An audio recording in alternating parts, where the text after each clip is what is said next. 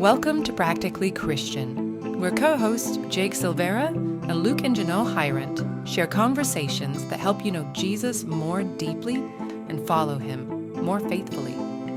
The truth is, no one has arrived at Christ's likeness. To grow in that direction, we believe you need authentic relationships and biblical theology applied to your everyday life. We hope that you're encouraged to grow and to live out the biblical truths that we discuss on this episode. Let's get practical and dive into a conversation about artificial intelligence.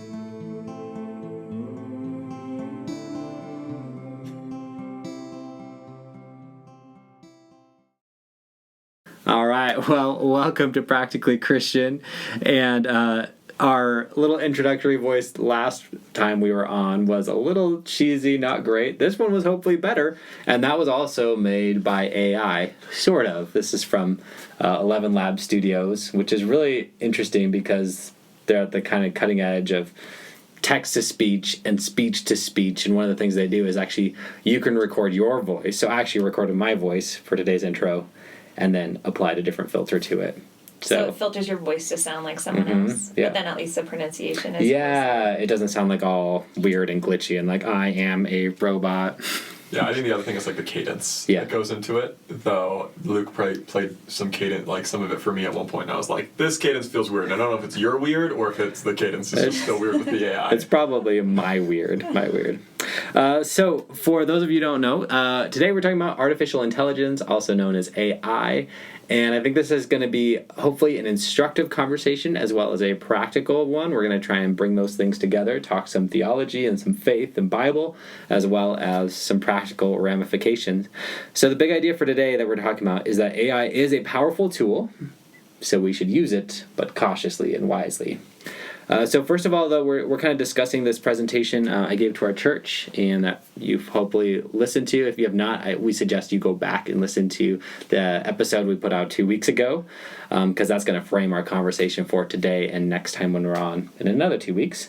But I just want to open up with what stood out to you or struck you from that presentation, and any new insights or ways of thinking about AI that you learned from that. Yeah, I like the distinction between general AI and like kind of the specific narrow AI, and how general AI is kind of like what all of our sci-fi movies are about. And that's kind of when everyone's like, the computers are going to take over the world. Like, that's kind of their attitude towards AI in general. But really, it's not even close to being there. I just think people seeing the advances in technology, especially if you were an older person today, how much has changed since you were a small child to now. You kind of just do the projection, kind of like how they thought we were going to be all flying around in hover cars and stuff like that. Yeah. In the 50s, they were like, and just who knows how long, not too long, we'll be flying around. Mm-hmm. But yeah, I do think there's like this disconnect between what people think of when they say artificial intelligence and what the reality is on the ground. Yeah, it's true.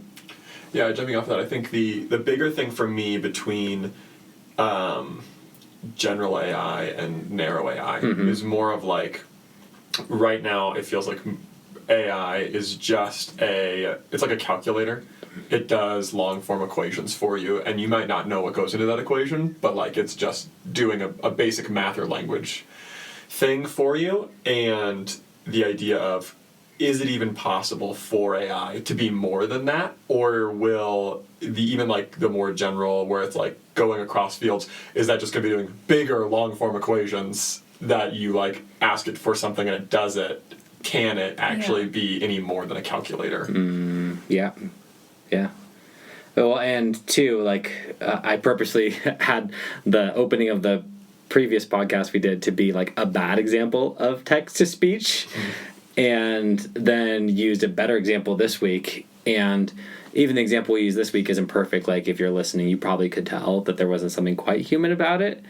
And I'm part of like this AI for Church Leaders Facebook group. And there's this saying that comes up a lot where people say, right now, AI is the worst it will ever be.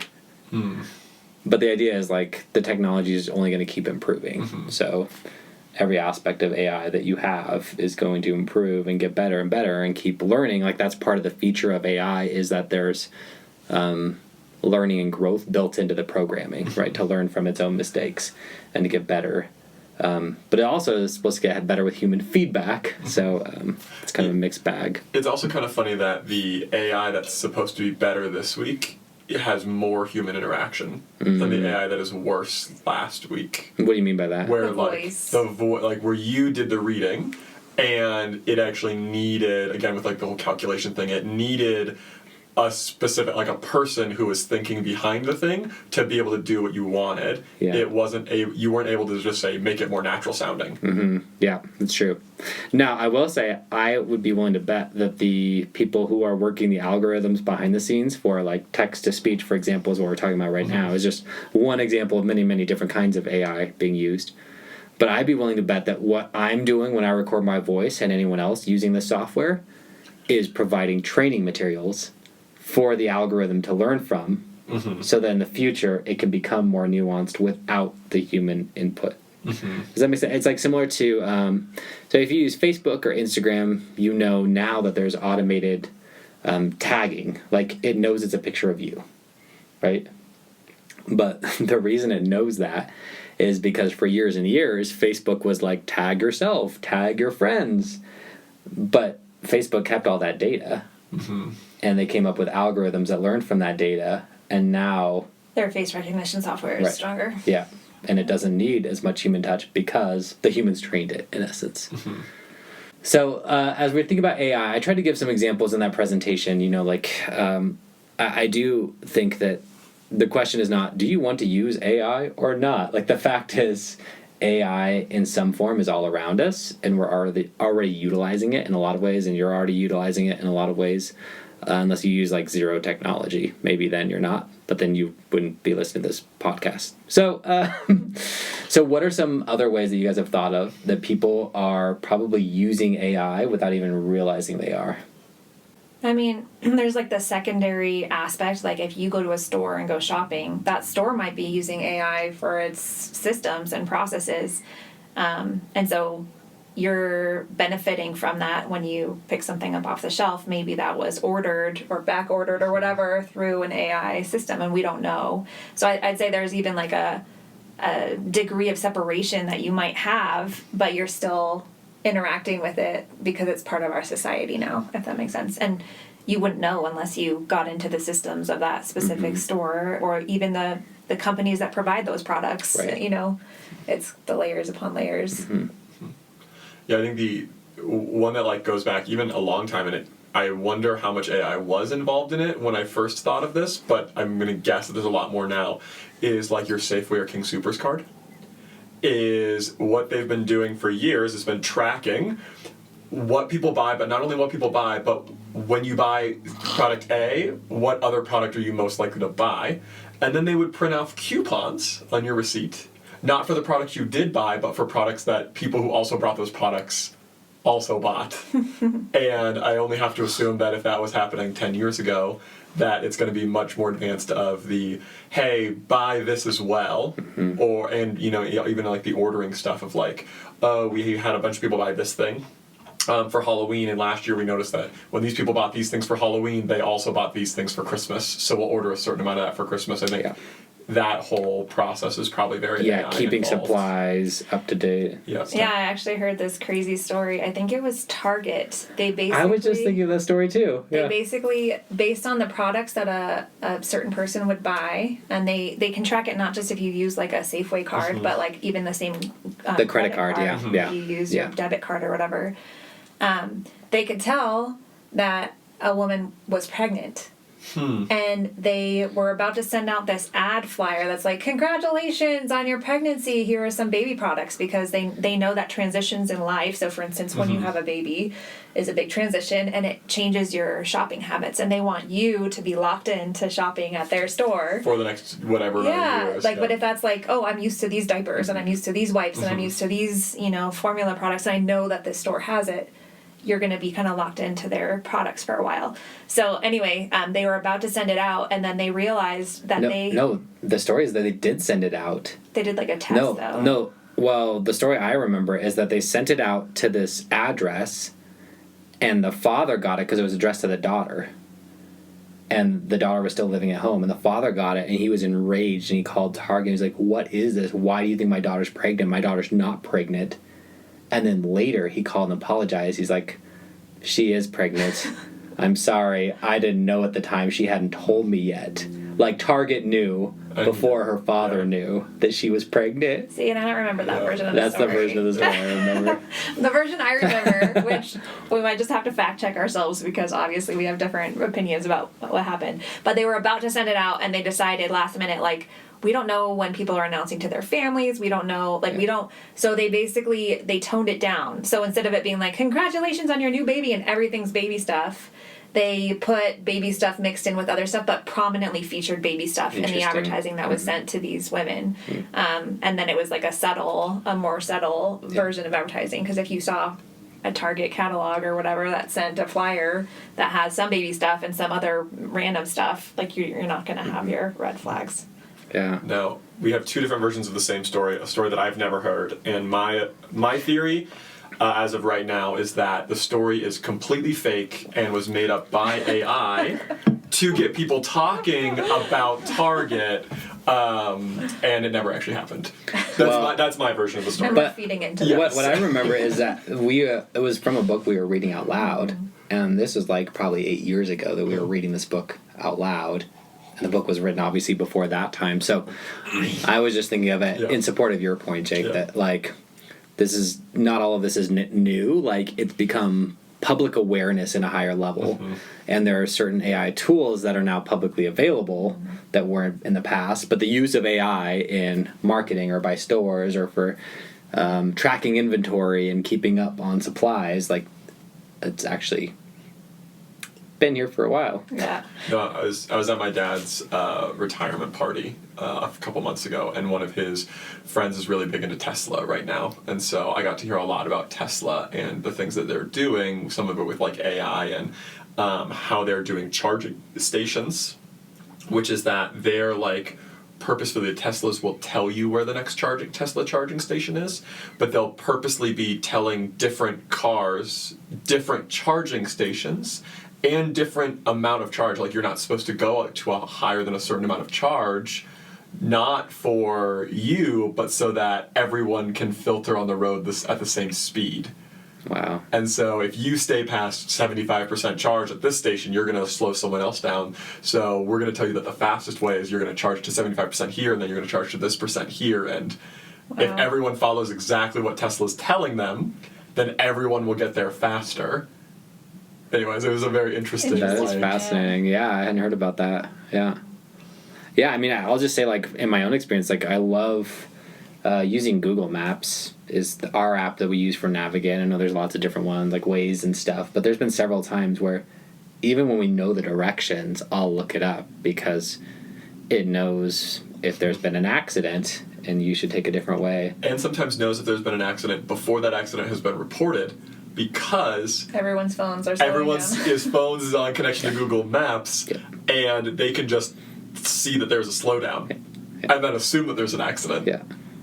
And so these are all examples of, again, narrow AI, right? Like, Google Maps is really good at mapping roads and times, etc., for how long it takes you. We don't have general AI. That's what most people think of when they think of AI. Only examples of narrow AI.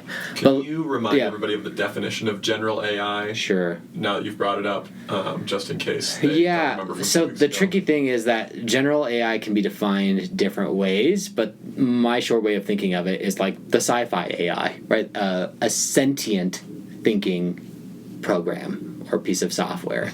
So not just able to be really smart and do advanced calculations and take in all this data, which we already have, but a machine, a piece of software that actually is self-conscious and able to do.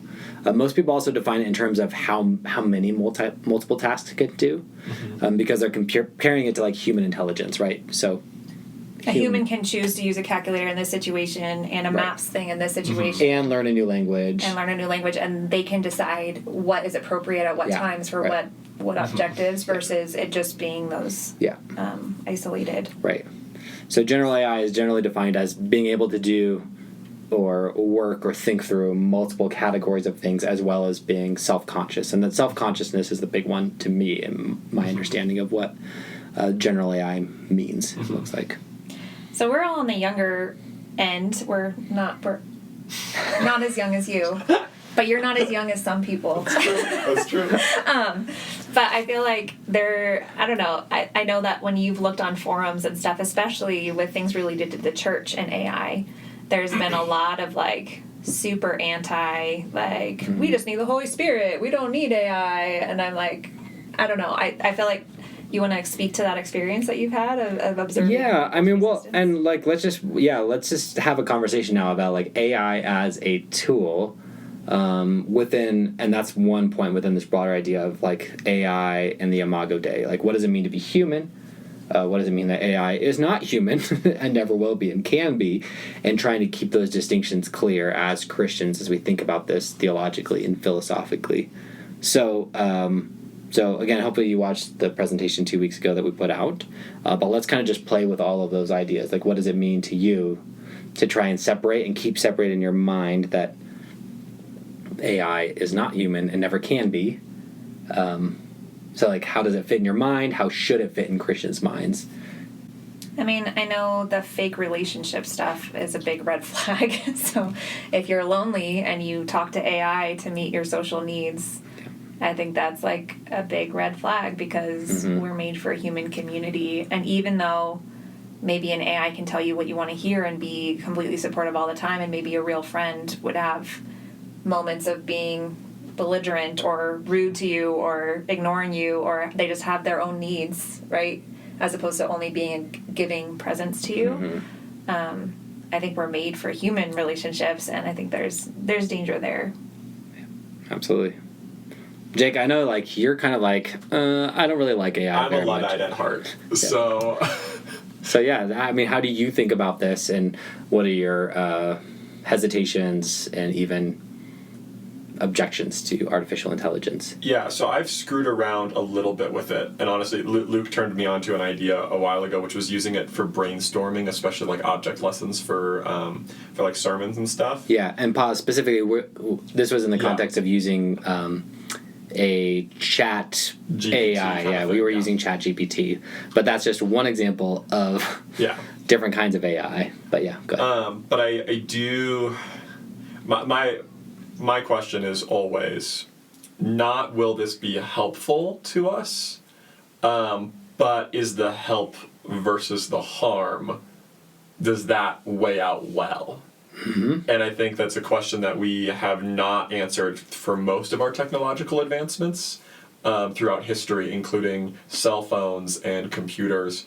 And we see it can be helpful in a specific way that often makes us more efficient, makes us more money, makes, all these different things. But it doesn't, we rarely ask the question, is this helpful for our being?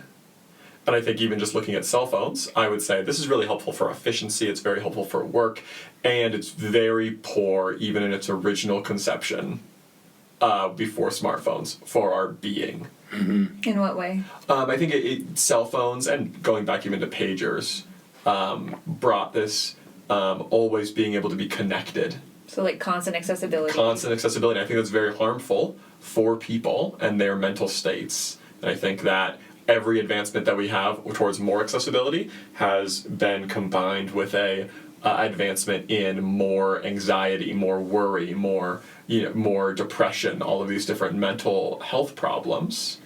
And it's because maybe it's not healthy, even though it can be helpful. But I think helpful in maybe only the ways that we specifically think of. All that said, I think AI, in my mind, in a broad sense, has the chance to reduce people's creativity in a very large way, to the point where I was talking to someone at a coffee shop the other day, because I'm one of those people who does that. And You're one of the people who bugs people like us who go to coffee shops to just... I would like to say, I don't bug people. I just have a big sign on my forehead that says, feel free to talk to me. And it usually happens, and I'm more than willing to engage. But but they were talking about how they had done a class in AI, And their professor had said, yeah, I don't believe it's going to be possible to stop you guys from writing your papers with AI. So what we're going to do is we're going to write a paper with AI, and then you're going to tweak it and change it and make it your paper. And they were like, and it's like the same thing. And in my mind, I'm like, no, you actually destroy the entire creative process. You let a computer, using everyone else's thoughts, create your thoughts, and then you kind of like tweaked them a tiny bit. And so your like action in that and your involvement in that was much lower, and you were tricked into believing that you had a lot of action in that. Mm-hmm. In the same way that if you went on ChatGPT and you asked it to write a love song for you, that love song is going to mean less for yourself and for the other person than if you did it yourself. Yeah. Even if you asked it to write a love song and then you changed a bunch of the words, it's still going to be less meaningful for you and for that other person. Yeah. All right. No, that's really good. So, yeah, to bring this full circle to some of these ideas I expressed in that seminar we gave, I think this all relates to theologically and philosophically. The way I think of AI is that it's a tool. It's a very powerful tool, and there's nothing that's like, humans don't make tools, do everything by hand, right? Like, humans are called to rule over the world. Mm-hmm. And in some ways be like that angled mirror that reflects God's will and God's wise rulership over the rest of the world. And we get that wrong in many, many ways, but our goal as Christians is to do that increasingly so the way God wants us to. So we're allowed to use tools to do that. But then also on the other hand, if you think about any tool, like extended use of whatever tool you use also shapes you, or it decreases your ability to do certain things yourself. So like I use the shovel analogy in that presentation, right? Like, you can use a shovel, you could dig more holes more quickly. Mm-hmm. But if you compare using a shovel versus using your hands, like certain muscles won't be as strong, or certain abilities, or your certain sensitivities won't be as clear. So I want to kind of work that out, because I think AI is a tool, but I would say like AI is a very powerful tool. So I almost want to play with another idea, almost like a chainsaw.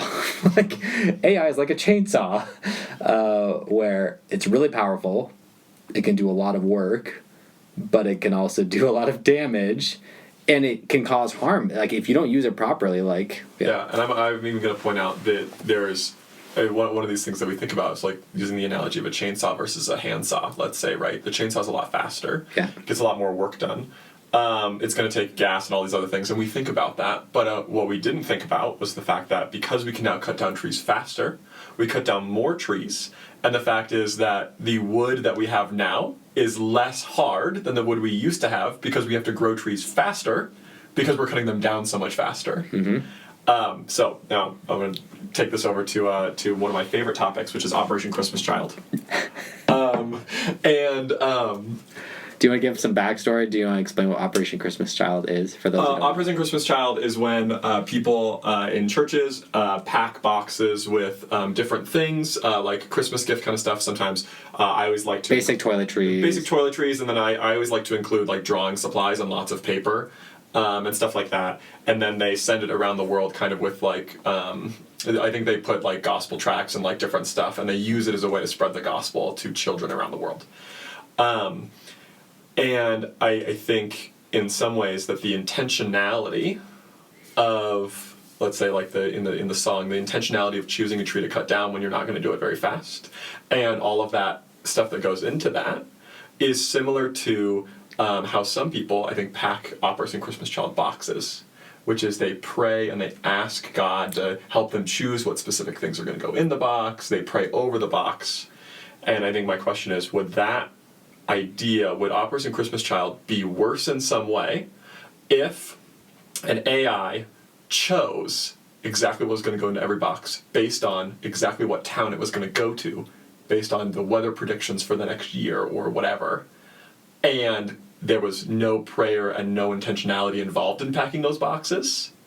Would Operation Christmas Child be worse because of that? So or not? Does that make sense? I would say Yes, it would be worse because there's a human element to a gift that needs to be, like if Luke decided to use AI to buy me Christmas presents and was like, analyze Janelle and purchase them and have them gift wrapped at the factory. Write the little and note for me too. Yep. And then just send it, like that's not as personal. And I think the spiritual element is easy to forget about. Like I think prayer matters and our care matters, right? Like a homemade gift is different than a store-bought gift because there's so much intentionality and time and personalized, etc. that goes into it. But I would say you're giving an either or.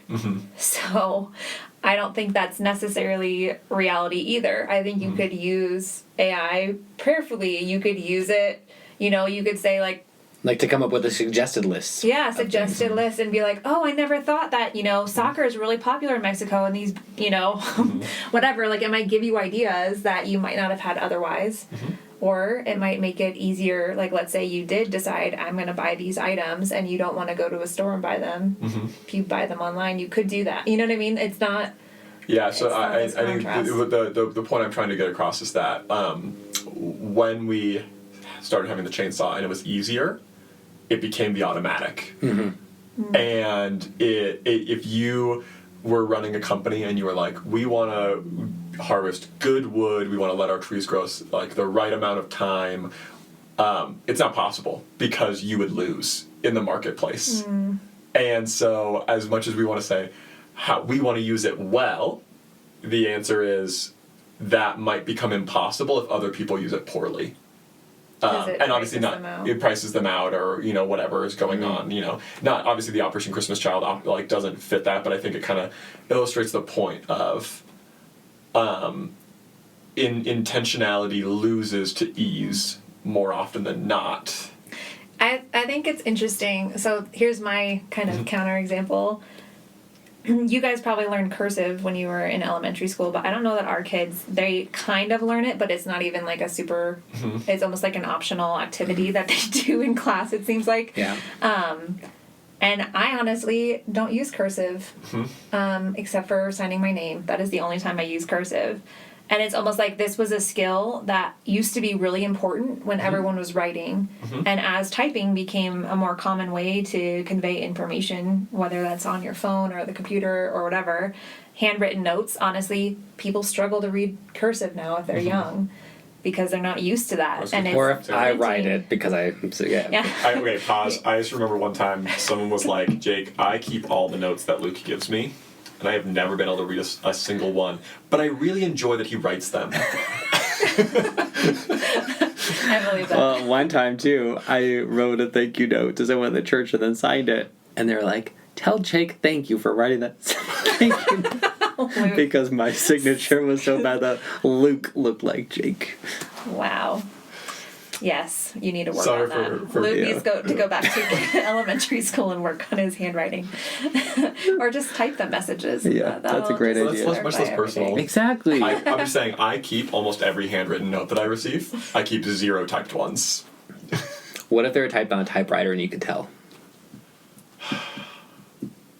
Okay, back to our Sorry. topic. Back I'll to our think about it. topic. I'll think about Sorry. it. So, I think like what you were saying earlier about the paper, like people using AI to write papers, it made me think of Cliff Notes. Do you guys ever use Cliff Notes or know about them at least from when you were in school? I know about them. So Cliff Notes are basically someone does maybe they'll read a classic novel that's going to be in an English class and they'll write basic summaries and it'll be an overview of the themes and it'll have character descriptions. So instead of reading the novel and saying, like, as you read it, you kind of discover these things about the characters and you discover these things about the plot.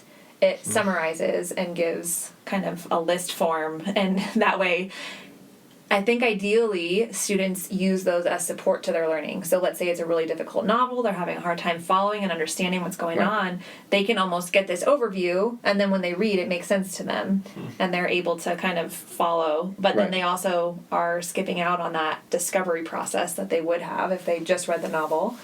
But I feel like in some ways it's like AI is doing that. That used to be... Or it should be used that way, maybe, is what you're saying. Like...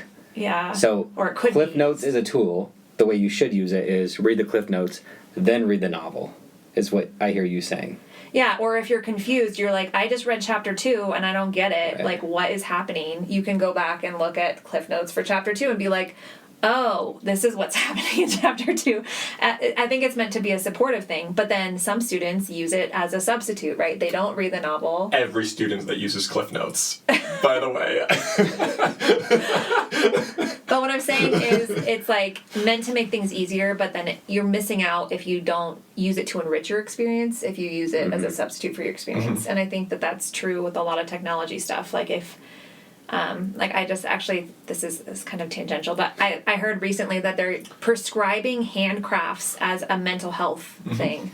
So learn how to knit, learn how to crochet, learn how to do woodworking, learn how to work on cars, do something with your hands. Yeah. And that improves people's mental health because we were made for work. And just, I don't know, I feel like there's this false idol that goes along with technology that says if your life is easy and convenient and effortless, then that's the goal.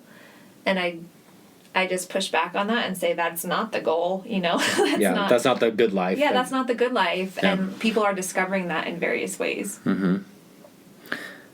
Yeah, so here's what I think, and has been my experience so far, is that AI is a really powerful tool, and it does have the capability, similar to like your Cliff Notes example, to like supplement or augment your work. But it is very tempting to cheat the process or shortcut it in some ways.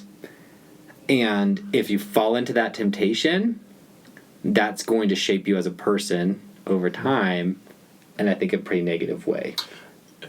I think the other I think the other thing about it is that the negative consequences are zero in the short term and a lot in the long term. Because the problem we used to see with kids at Rawhide Boys Ranch was, especially in Milwaukee and Racine and some of these places that had their court dates 4 or 5 months out, is that they would punch another kid. They'd go to court 5 months later. And so by the time they'd gone to court, because they had had no legal consequence, they had punched 10 other kids. And so they would just have these like backed up, but there was never the connection made between the consequences and the action. Right. And I think for AI, like misusing AI will give you very few in the moment consequences, in the sense that if Luke used AI to completely write his sermon every week, if he did that for a month, people would be like, oh, Luke hasn't been like on his top of his game for this last month. If he did it for 2 months, they'd be like, something feels off. And then by the time that people started saying something or Luke started getting consequences from it, he would have already been in that pattern and probably would have done more damage than he could repair. Yeah, but I will say, Jake, I feel like we need to learn to live with AI. Like, I think you almost have like a retro, like, can we all go back to the time before cell phones or something? And I'm like, that's not going to happen. Like, this is the real world now. So, like, I want to say, like, as Christians, how do we use this tool well and not just get alarmist? I wasn't saying it was wrong. I was saying that that's just one of the problems of AI, is that all of the consequences are It's almost like long term. It's almost like health, right? Like if you don't work out today or tomorrow or the next day, you feel fine today and tomorrow and the next day. But if you don't work out for a month straight or 2 years, like the consequences start adding up and you feel worse and worse. Like I think Jake is just making the point that the abuse of AI, like you don't feel it as like in the same way that you don't feel the abuse of Cliff Notes until you can barely read when you get to 12th grade. Like if you abuse Cliff Notes for freshman and sophomore year and you never read a book, like so I'm pointing as like I use AI for my object lessons for youth group, but I have to watch out. Number one, for I have to try to think of object lessons and think about what I want to get across first before I do that, and I have to make sure that I'm not just taking them verbatim, because I won't get across the exact things that I want to if I do that. Yeah. And it could be really cheap and easy to do that. Yeah, so actually let's move that direction, all right? So like using AI wisely, what does that mean and look like? So what are some ways that you have used AI and maybe like explicitly or implicitly without realizing it. And now you realize you are using AI, and guidelines for like how to use that well. And again, focusing on that idea of like this is a tool, and so if you misuse it, that's going to actually cause ultimate harm way down the road to you as a person or to society as a whole. So like just more examples like yours, Jake, is what I'm looking for. Yeah, I feel like I'm not a big technology user except for listening to podcasts and some social media, but I'm not like on ChatGPT figuring stuff out. Like I'm still, and I don't know if that's just like I haven't caught up to the trends, but I'm still, if I have a question, I'm going to Google it. I'm not going to ask ChatGPT to answer it, if that makes sense. So I feel like I don't do as much of the direct interaction with AI. Yeah. It's all of the subtler stuff. So I as I use social media, AI is underlying algorithms and things that are going on there, but I'm not directly using it yourself. It's kind of being used in the background for you. Yeah, but it is interesting. Like I've observed, like we were helping this lady with her baby for a little bit, and I like looked up something about babies, and now I'm getting advertisements as if I have a baby, and I don't right now because my youngest is 5. But it's really interesting, like to observe the advertising that I'm receiving based on searches that I've done. Yeah. Yeah, so this is interesting to me because I just heard, was reading a blog post this last week, and it said the word of the year, and it's 2023, the end of 2023, the word of the year is authentic. It was actually the most Google searched term for the definition of. And there's been like lots of talk, like, you know, Taylor Swift is like all over the news everywhere, and she even has her own news. But like, she's all about being authentic and your authentic self. And I think it's interesting because in this age where AI is advancing a lot, and there's fake voices, and there's deep fakes where you could watch a video that looks like it's from a celebrity or a news anchor, and it's not actually. I think there is like this hunger for real humanity, and that just strikes me as like very fitting to the biblical thing of like like we want human interaction at the end of the day. Like we long for that, and we also long for kind of the mask off kind of humanity. And so I've been thinking about that like with my own use of, similar to Jake, I use ChatGPT quite a bit. I use it probably more often actually on the back end. So I'll write my message, I'll preach it to our church community, but then we live stream it to YouTube for people who can't watch. For people who can't be there in person. Thank you. But then YouTube, here's another form of AI. All we do is live stream it, that's it. They do automatic subtitles for us because they have all the algorithms and AI in place to understand the words I'm saying and type up a little manuscript. So I can go back a couple days later and take out the transcript from YouTube that it provides for free, and then I can plug that transcript into ChatGPT and say, here's my sermon I preached to my church. Can you take this content and help me come up with ideas for like social media posts, quotes I should post to social media, verses I should put out there. And then it's also like, and this is a work in progress. It doesn't work very well, and I've had to work a lot with it, but like help me brainstorm discussion questions for our small groups at our church. And so I'm trying to use my like authentic content, but then use AI to help me repurpose it more quickly. And it's pretty good at that, actually, I think, for the most part. Well, yeah, and Luke was showing me on ChatGPT, he was messing with, because the way that our church works is there's a sermon on Sunday, and then the following Sunday we have our Sunday school, but it's connection groups is what we call them, before the service, and they discuss, in the connection group, they discuss last week's sermon content. So it's kind of like you've had a week to sit with the sermon content, and then you discuss it with your small group. But he was showing me like children's content where they do like, what's a children's lesson? Because right now we have like children's curriculum that's totally separate from everyone else's learning curriculum. But it was interesting because even at this early stage, I feel like it gave like a children's lesson with like a game. Like based off of my sermon. Based off of the sermon. So it had like a game and like a few different things that you would want in a children's lesson. It had a few things that were like off, where you're just like, that's weird, that could not work. Like, no. But you could take that, edit it, And use it. and it's like pretty functional. And I don't know if you guys know this, but children's curriculum for churches is a large budget item. It's very expensive because it takes a lot of people human. spend a lot of time making Yeah, it's crazy. But I just thought just observing it from that side of things, I'm like, wow, even though it's so early for this ChatGPT, it's like pretty crazy what it can come up with.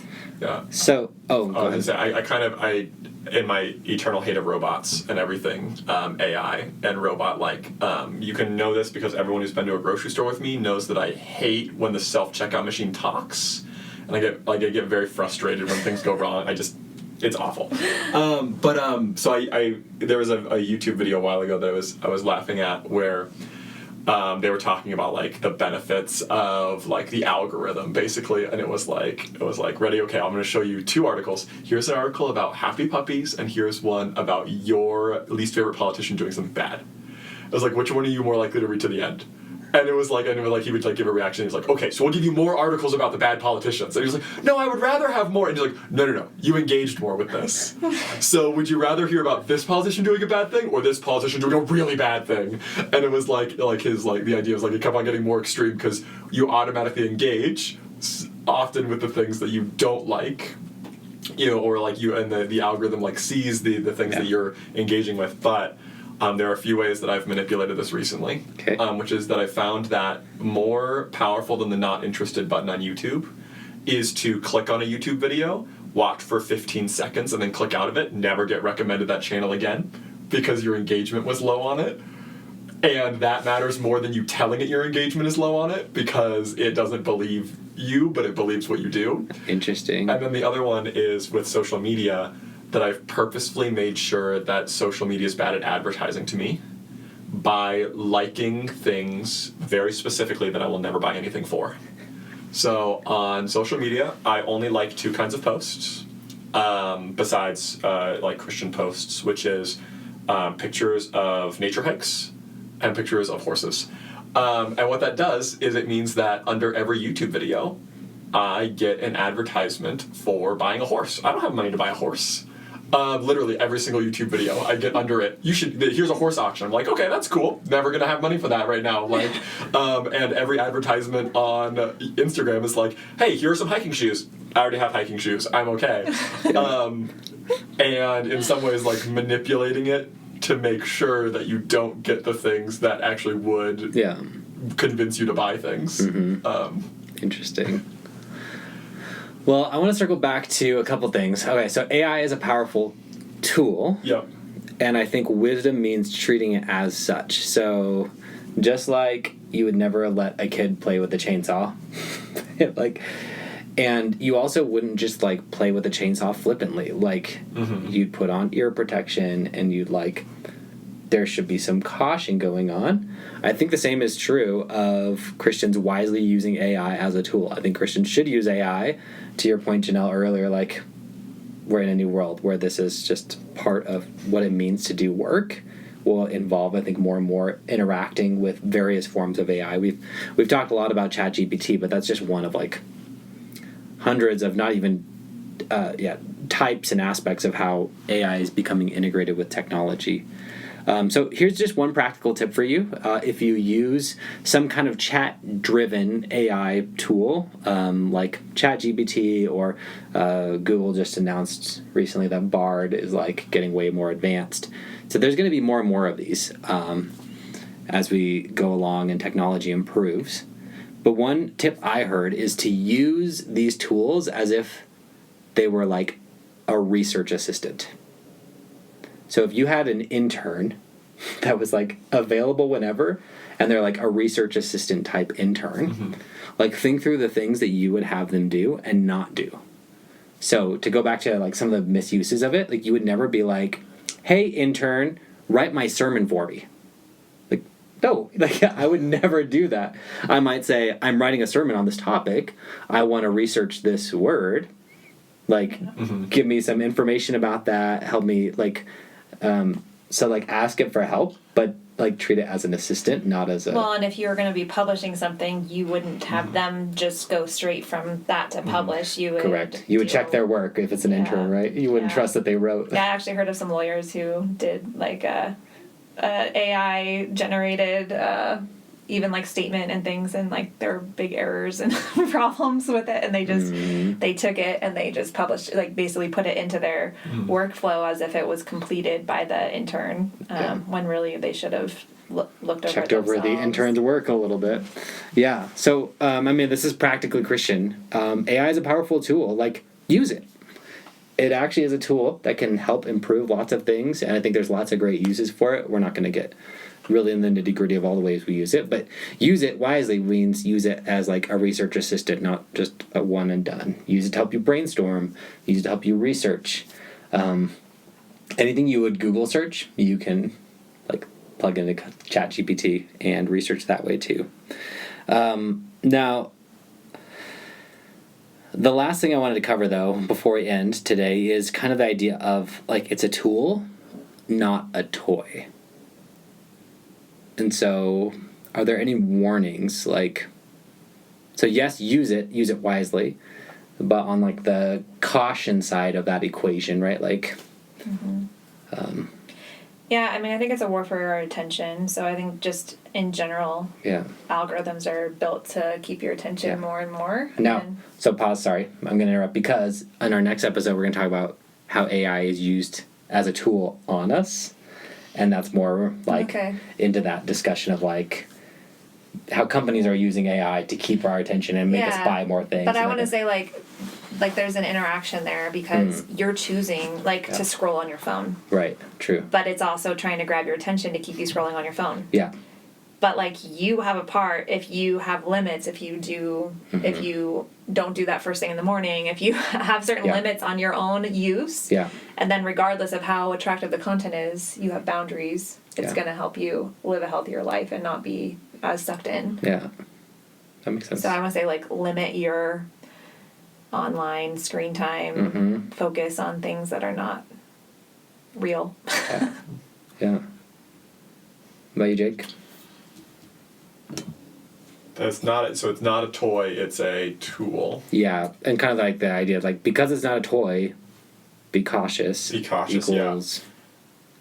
I think, and it goes back to one of the things I said earlier, is to foresee the unforeseen problems. Yeah. And when you're going to use it for something that you haven't used it before for, or you're going to use it in a way that you've like become accustomed to using it, asking yourself, what consequences could I experience? What negative consequences could I experience from using it in this way?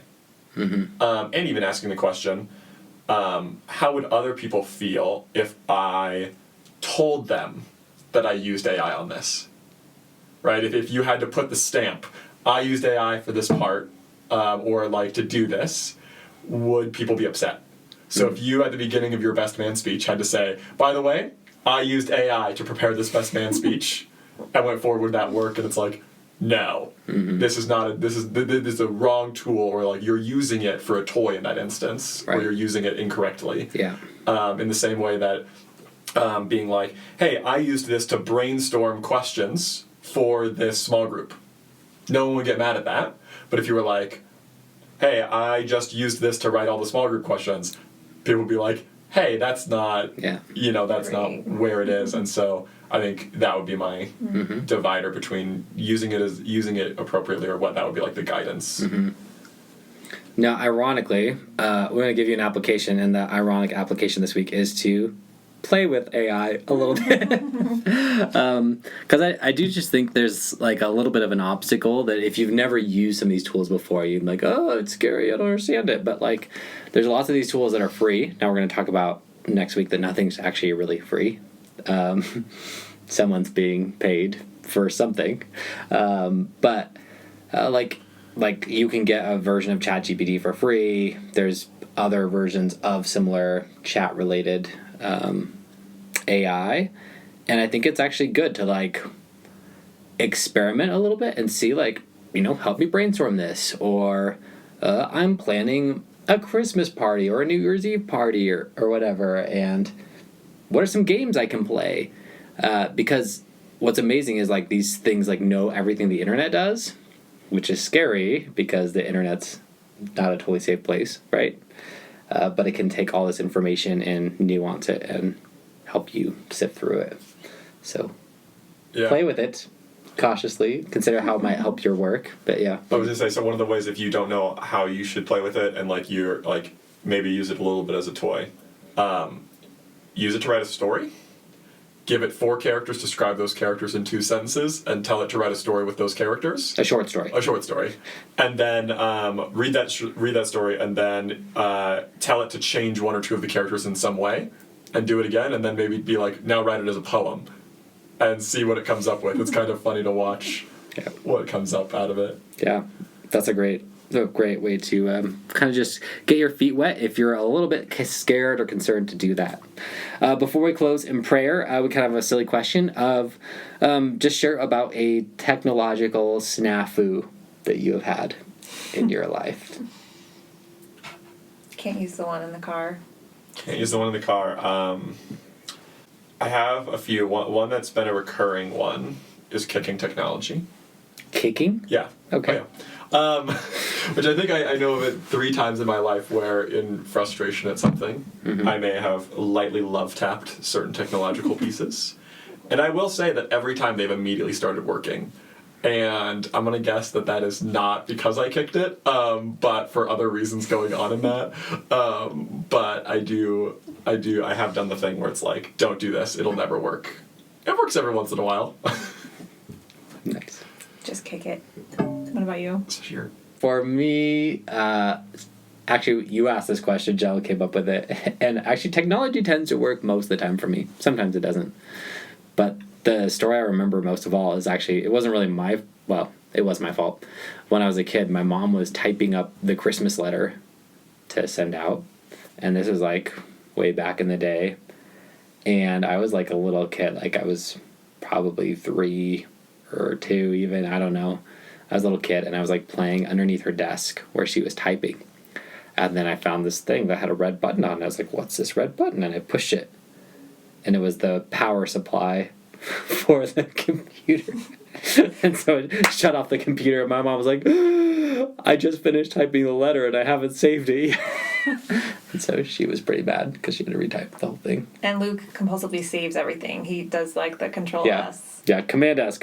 Like, which is funny because now computers automatically save it even if you turn it off. Yeah. But he'll even do it like 5 times in a row. Yeah. Like, it's like illogical. It's like a tick. Yeah, it's just a tick I have when typing now. And he gets really mad when he sees that I haven't saved something. It still says untitled at the top and there's like a full page. And he's like, what are you doing? Yeah, it's true. Yeah. I'm trying to remember. I told you one. We had this thought. Oh, yeah. When you did your study abroad in England. Oxford. Yeah. So I did a study abroad. I went to Oxford for a semester in college. And I normally use like this huge old computer, but I couldn't obviously bring that to England. A desktop. Yeah, a desktop computer. So I had gotten, like, my dad had a friend or something that was getting rid of an old laptop. Anyway, it was like a chunky, like, brick of a laptop. And I brought it. I had an adapter because they have different energy supply. And I plug it in, and it immediately goes, and the thing's like smokes out the little connector. And I was like, welcome to your semester abroad at Oxford. You don't have a computer. Luckily, they had some like shared computers that we could use. Like a computer lab type situation. Well, just like one computer that was, It was a primitive But everyone lab. else had working laptops, so they were fine. But just like the explosion. Yeah. Was good that Janelle's shared computer wasn't ever barely used by anybody else because everyone else had one. Oh, that's right. That's pretty funny. That's probably a terrible feeling, though. All right. Well, in 2 weeks, we're going to return with an episode about how AI is a powerful tool, but it's not just a tool that we get to use. It's a tool that's actually being used on us, and we're going to kind of dig into how that works in some dangers of that, but also some digital hygiene on a practical level. So we're looking forward to that. And Jake, would you close us out in prayer? Yeah. Lord, thank you for this time to discuss, and also, Lord, thank you for us being able to, as like a human race, be able to create new things and new things that we have to figure out how to deal with. Lord, help us to be intentional in all the things that we do, especially with our use of AI and technology. In Jesus' name, amen. Amen.